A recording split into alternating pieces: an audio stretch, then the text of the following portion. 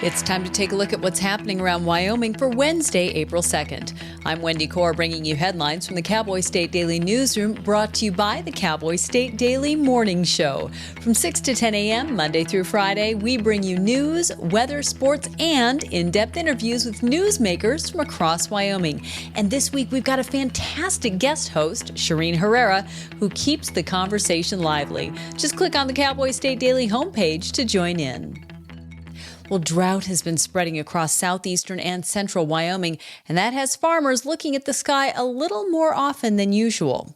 And Cowboy State Daily's Renee Jean reports that even the recent rain in southeast Wyoming didn't do much to mitigate the dryness, as moisture is still about 50% behind normal in that region. I was looking at the drought monitor. We have had significant drought for quite a while now. Headed into spring, we have the whole bottom southeast corner of the state is one big red dot, bullseye looking kind of thing on the state. Farmers are doing their mental rain dances, whatever they do to bring on the rain. They're doing it right now. December, January, and February are the driest months of the year in Wyoming. So these next months, March, it starts to rain a little more. And then April, May, June, those are the wettest months. So that really kind of determines what kind of season these guys are going to have. The drought that has settled over Wyoming has become severe enough lately that the USDA has announced emergency loans for several Wyoming counties, although many farmers are hesitant to go that route.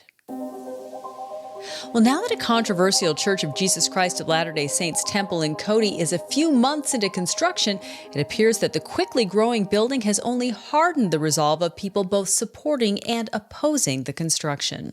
The large steeple emanating from the 101-foot temple has been a source of great controversy and contention. Cowboy State Daily's Leah Wolfson spoke to several residents about the issues. Some posited a live and let live attitude or supported the temple's construction, but neighbors whose daily lives are being impacted by the construction of the temple had a different opinion. They're most frustrated about the view shed, for sure, and then just the way that the temple was approved. Those are the two big things that come up the most. I spoke to the Petit family that were basically saying that their view shed is dramatically affected by this temple. It takes up at least half the window space looking out on what used to be a beautiful view of Cedar and Rattlesnake Mountains. Speak to the neighbor across the street, Kelly Dingle, and Dingle is basically saying that her crux of her biggest frustration about this temple is strictly the way it was approved, and she just doesn't feel like it's the right location in Cody, which is the dominating argument of those who oppose the temple. Kelly Dingle is adamant that they will be moving away sometime in the near future. They moved to their home that's across the street from the temple just before the vote took place to approve the temple. A similarly sized temple was built in Casper last summer, facing no opposition, but that church was built in a commercial area with no residential housing anywhere nearby. Republicans in Congress, including the Wyoming delegation, are challenging the power of federal judges to issue far-reaching injunctions as the number of orders halting actions by President Donald Trump's administration continues to mount.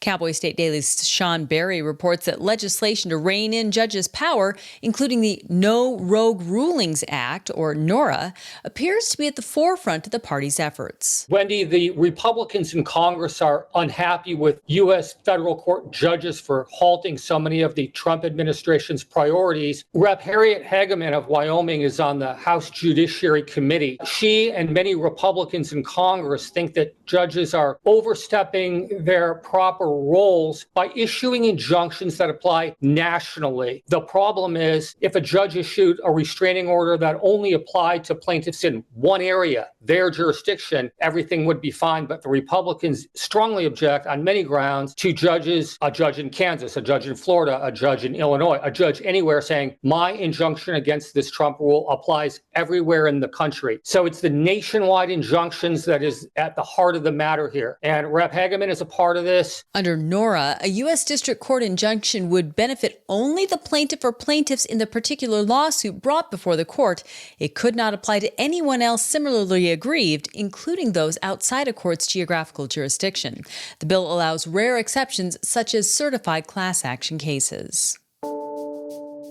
A federal prosecutor is challenging a magistrate's decision to release from jail a twice-deported Mexican immigrant accused of running 18,000 rounds of high-caliber ammunition through Wyoming. 35-year-old Ricardo Paez-Quinones was arrested in March after a Wyoming Highway Patrol trooper pulled him over for speeding on I-80 near Rawlins, then spotted several rounds of ammunition in the vehicle. Cowboy State Daily's Claire McFarland reports U.S. Chief Magistrate Judge Scott Klosterman set Paez-Quinones' bond at $20,000 unsecured.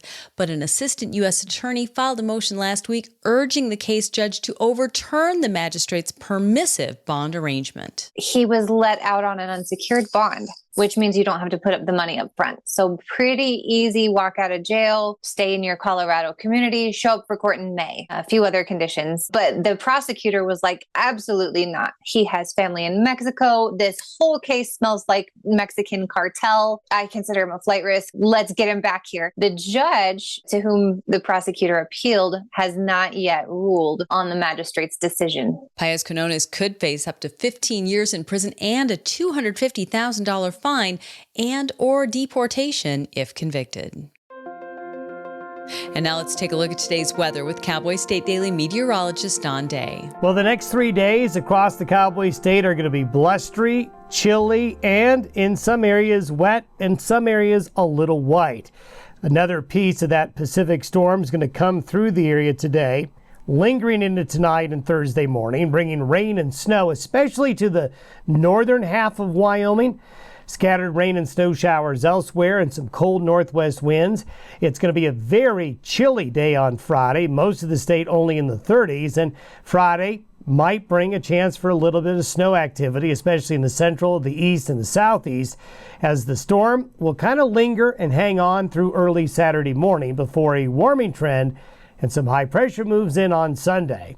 So the bottom line is it's going to be cold, windy, unsettled, and occasionally damp through early Saturday over most of the state and region before the weather improves. You can get Don's full forecast on the Cowboy State Daily website. I'll be back in just 15 seconds with more news. We're a company seeking to develop a rare earth element mine outside of Wheatland, Wyoming. Rare earth elements are magnet metals, an important industrial input in everything from your cell phone to an F-35 fighter jet. We're trying to bring in domestic supply online so that our country doesn't have to rely on China. Please visit our website at AmericanRareEarths.com. Well, anyone who doesn't like the look of the latest Wyoming license plate has more than 20 specialty plates to choose from, even if most of them look similar. Wyomingites can show their support for veterans, wildlife, firefighters, radio amateurs, and other causes with their specialty plates.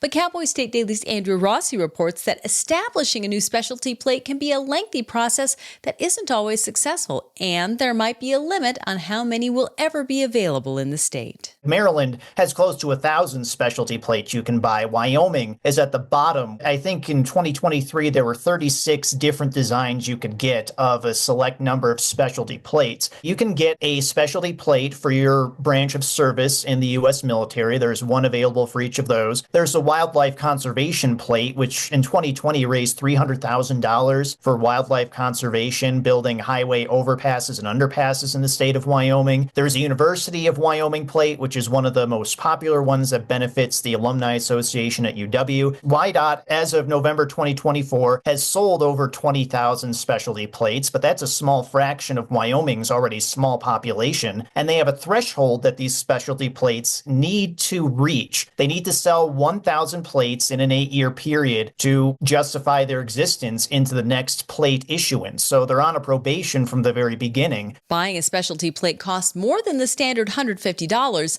but the extra cash goes to the organization benefiting from the plate. A Torrington woman accused of stealing around $62,000 from the local Little League Association told investigators she did so during her manic phases. 36-year-old Megan Jonas faces one count of felony theft, which is punishable by up to 10 years in prison and $10,000 in fines. Cowboy State Daily's Claire McFarland reports that Jonas, who was then the treasurer of the Torrington Little League Association, confessed to the president of the organization that she had taken money from the account. The treasurer of the Little Little League treasurer of like 3-4 years that is said to have come to the president like, I did something bad, I stole money. And the president is kind of, okay, let's figure out what you stole. And according to him, there were like $60,000 worth of checks she wrote to herself, but he wasn't sure if that was the total haul because he said that she's been handling cash for like the concession stand. He just approached police with a lot of confusion and some apparent frustration. Jonas's case rose Thursday to the felony level Goshen County District Court. She's set for an April 23rd arraignment. An 18-year-old charged in the fatal shooting of a 16-year-old while they were hanging out in a Casper home on February 12th pleaded not guilty Tuesday to a charge of involuntary manslaughter in the Trona County District Court. Luca Rasmussen is accused of handling a handgun when it went off and killed Riley Jacob Sears. Cowboy State Daily's Dale Killingbeck reports that the evidence introduced at the preliminary hearing included photos of Rasmussen acting carelessly with a pistol, including pointing the weapon at the victim. He allegedly was going to take a picture of his pistol and then did not take the picture, but was putting it down by his hip, and the gun went off and took the life of a 16-year-old who was in the room with them. There were 3 young men in that room that were playing video games prior to that. He pleaded innocent, and the attorney for the young man asked the judge to lower the $500,000 cash or surety bond, and she decided not to do that. The district attorney said, it was a serious charge, and some of the guns involved at the shooting were illegal weapons, so the $500,000 cash or surety remains in place. The judge in the case ordered the matter be set for trial. The involuntary manslaughter charge carries a maximum penalty of 20 years in prison. And Rock Springs has a problem with foliage clogging up vital drainage channels running through the heart of town. City officials decided to hire an army of 300 goats to eat the problem away.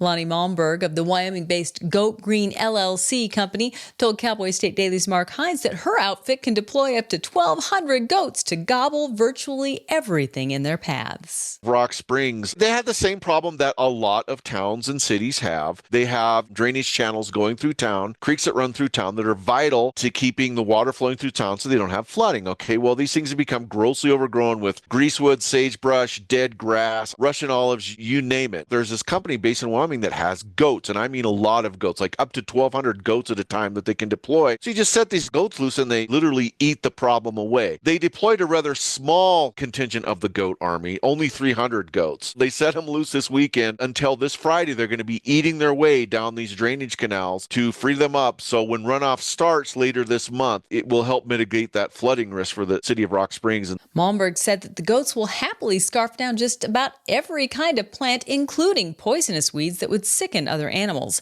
They also fertilize the ground with their droppings as they pass through, and the trampling of hundreds of goats' hooves stabilizes banks and the drainages, protecting them from erosion.